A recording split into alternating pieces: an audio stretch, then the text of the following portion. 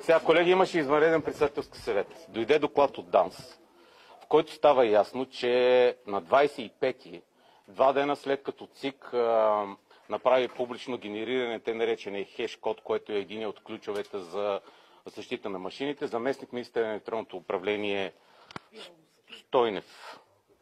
Мисля, че сега ще ви кажа как се казва. Михаил Стойнов. Влиза в залата, повтаря цялата процедура, снима с телефона си, сваля информацията на флашка. Преди 2 дена. Ето ви как се манипулират машини. Заместник министърът на електронното управление на ППДБ е свалил кодовете, записал ги е с телефона си, свалил си ги е на флашка и сега само мога подозираме къде са. На тези избори, които идват, не трябва да има нито една машина, защото всички машини са компрометирани. Още нещо. Да ви зачета ли какво казаха или вие имате достатъчно памет от записа на ПП-тата, как реалният им процент е 7% и как са изгърмяли един проект на Слави и са взели един бутон. Ей, това са направили. Този веднага трябва да бъде арестуван, този Стойнев. Трябва прокуратурата да се създаде, защото е извършен държавен преврат на 2 пъти на избори с машини. Борислав Сарафов ще си... Не знам Борислав Сарафов. Този е за... Как ще имам кодове, аз да не съм заместник министър на електронното управление? Обсъдихме темата, ще продължим да обсъждаме, ще извикаме и ЦИК и временно изпълняващия министър-председател Мария Габриел. Ще вземе решения и ще трябва да се реагира, защото това в момента имате пряко доказателство с видеозапис, записали са го тоя. Кой го е записал? Имало такова охранителни камери. И те са тъпи, като да не казвам като какво и нагли, и са го записали как сваля кодовете на телефона си и на флашка си ги отнася в джоба. Защо мълчат институциите при това? Сега ще видим институциите. Това е официален... Да, сигналът е изпратен до Народното събрание, до президента и до ЦИК. ДАНС. ДАНС. Да, сега ще викаме Мария Габриел. Защото Денков не е тук. В момента има министър-председател, който се казва Мария Габриел, защото Денков някъде се разхожда да лъже как ще влезем в Шенген.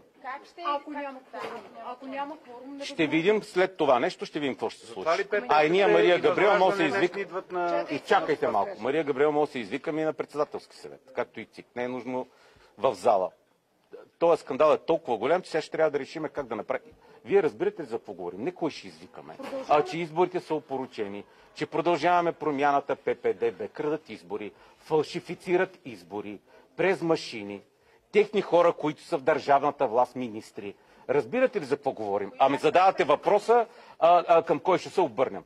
Този Стойнев трябва да бъде арестуван. Продължаваме промяната бяха ли? Не бяха. Много интересно. Да, не бяха. А къде е този запис? Къде е този запис, за който говорите? Казвате, че има такъв запис. В ДАНС.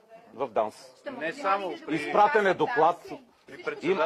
Има доклад, колежки. Има доклад официален на ДАНС, изпратен до Народното събрание, до министър-председателя, до ЦИК и до президента. Официален доклад. Там е описано, изчетоха ни го. Вътре е написано как се е случило, какви са били стъпките, кой е бил вътре, как го е записал, как е записан на видеозапис от охранителните камери. Има го. От тук нататък той трябва да бъде арестуван в рамките на 10 минути, според мен. Без да броиме, че... Изчете ни го председател на Народното събрание, защото доклада е изпратен до него. А защо мълчат тези институции? Ходете ги питайте.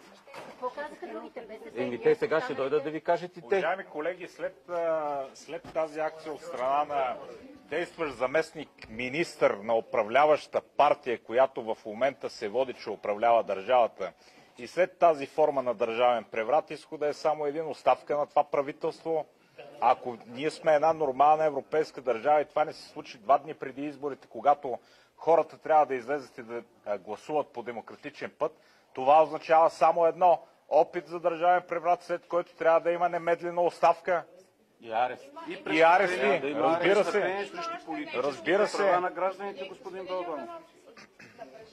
Между управляващото мнозинство и шефа на ДАНС е видно от няколко месеца. И какво от това? Как си обяснявате този доклад на ДАНС 2 дни преди изборите? Усещате ли колко глупав въпрос не задавате, колежки от BTV? Глупав е въпроса, защото не е леп въпрос. Има престъпление. Това, кое е по-важно? Че има престъпление и манипулация на изборите. решава българския съд, господин А вие как ще Йорданов. наречете това, когато някой министър в нарушение на закона, защото никой няма право да прави това, което той е направил, да отиде. Какво значи според твърдения на ДАНС? Извинявайте. Според твърдения на ДАНС се намират и шпиони и се изваждат от страната. В случай има и видеозапис на извършеното престъпление. Кое е важното? Това, че е извършено престъпление, опорочени са изборите и са манипулирани изборите и ще се манипулират изборите през машините, или това, че ДАНС са били карали с управляващите. Вие разбирате ли колко страни измествате темата? Що не ме питате защо се случва в ден, в който не вали? Аз мога да ви питам. Господин Йорданов, стига сте се карали с опити, ви кажете, това нещо поставя ли под съмнение местните избори и те ще се проведат ли, така да се каже, легитимно? Със сигурност са нелегитимни, освен ако не се махнат машините. Трябва да се намери вариант, тъй като са компрометирани. Той закона казва, че ако машините не работят, в случая не работят, би трябвало да се гласува само на хартия. Нали знаете, като се развали една машина, се минава на хартия. В момента разумният вариант в момента е да се махнат машините просто. Това ли е причината? Машините по някакъв начин да ги саботирате и това няма ли... Ние ли ги саботираме? Ние ли ги саботираме? Аз не съм взел кода. Само извинявайте. Извинявайте. Други депутати, освен трите групи. Това ли е причина? Възраждане бяха там. Така че ще дойдат и възраждане. Как може конкретно с код, как може да се манипулира избора? Вижте. Не, тъй като се гласува, излиза номер с лише. Не, вижте сега. Софтуера се контролира с два кода. В момента този заместник министър има и двата кода, оттам може да промените софтуера и да направите каквото си искате. Двата ключа са, именно единия да го няма, когато има двата ключа, може да променя софтуера. В момента те имат и двата ключа. ПП. И това са правили видимо. И ви го казаха в записа. И вие ме питате, ние ли Вие твърдите, че Дадохте ли сигнал до прокуратурата? Който Точно така. който се съхранява на лаптоп в ЦИК, Точно така. с пароли на 3 членове на ЦИК. Повторена е цялата процедура и от процедурата е била публична, присъствали си и вие Тоест, партии. как е отключен? Виждали са на това видео, Виж- как е отключен лаптопа? Присъствали Не, са генерират членове на абсолютно същата. Не са присъствали. Правят абсолютно същата процедура, която той заснема стъпка по стъпка и се получава същия изходен код. Сигнализирахте ли главния прокурор, господин Йорданов? Аз излизам там и идвам тук. Сега, извиняйте. Добре, а Борисов Ще го Сарафов, сигнализираме. според То вас, вече го сигнализираме. Ето, сигнализираме главния прокурор. Искам главния прокурор, но член да си го намери, защото той е юрист. Това е държавен преврат, това е престъпление.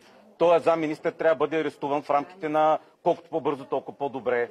Да се тръгне по веригата. Според мен за арест са и Кирил Петков, и Асен Василев, които са знаели това нещо. Най-вероятно също е било правено и когато бяха те министри. Божидар Божанов, който беше министър на електронното управление, също най-вероятно е знал. И се правят тук на луди и вие ми задавате въпроси, какво трябва да се случи. Трябва да бъдат затворени тия арестувани, осъдени и да е ясно, че тия избори, които сме имали последните няколко пъти, са били по-нечестни от всичко това, което са правили ГЕРБ и ДПС преди. А ГЕРБ как реагира на това развитие?